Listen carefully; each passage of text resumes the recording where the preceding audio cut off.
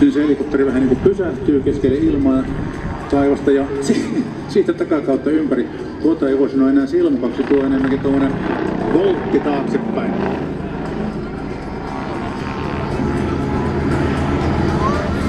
Ja paikalta on vaakakierre. Tuota minä en ollut ennen nähnytkään. Hyvän aika täytyy laittaa allakaan laitaan oikein rupsi.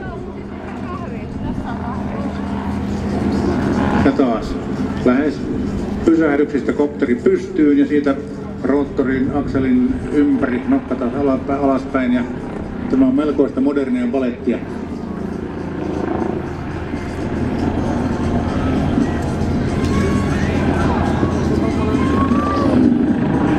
Ja selkälentoa helikopterilla.